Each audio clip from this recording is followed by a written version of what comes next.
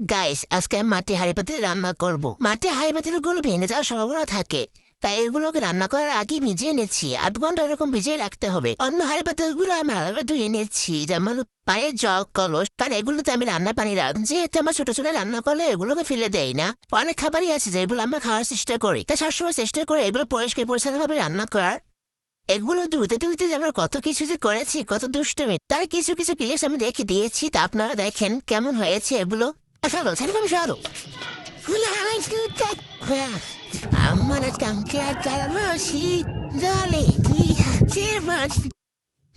সবকিছু পরিষ্কার আইন দিয়ে ধুয়ে নিয়েছি। যেহেতু আমি 10 জন মানুষ জন্য রান্না করবো, তাই এখানে আমি হাড়িতে নিতে পারবেন চাল নিয়ে নিচ্ছি। এরপর পরিষ্কার পানি দিয়ে এগুলোকে ভালোভাবে ধুয়ে নেবো। ধোয়া হয়ে গেছে, তাই এখন আমি এগুলোকে ভালোভাবে ছেঁকে নিচ্ছি। ধোয়া হয়ে গেছে, চালটাকে জ্বালিয়ে দিয়ে হাঁড়িটাকে আমি চুলে বসিয়ে দেবো। তারপর ভাত রান্না করার জন্য আমি এখন চালের ভিতরে ডবল পানি দিয়ে নিচ্ছি। এরপর ঢাকনা দিয়ে পাতিলটাকে খুব সুন্দর মতো ঢেকে দেবো। দেখেন কত সুন্দর চাল চলতেছে, এরকম অনেকক্ষণ জাল করে নিচ্ছি।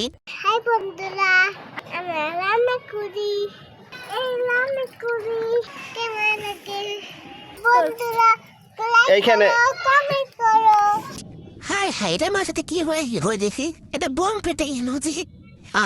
দেখি তো। হাই কপাল, এটা কি হয়ে গেল আমার সাথে? গাইস, রান্না করার সময় কে জানি আমার রান্নাঘরে একটা বোম মেরে দিয়েছে, তাই আমি রান্না করতে পারিনি। রান্না অর্ধেক অবস্থায় দেখে দিতে হয়েছে।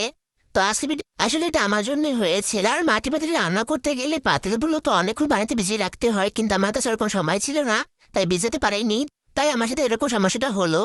পাতিলটা পুরো ফেটে যাবে তার ভয়ে আমি পাতিল থেকে উঠিয়ে রেখেছিলাম। তো আজকের ভিডিওটা এ পর্যন্ত, সবাই ভালো থাকবেন।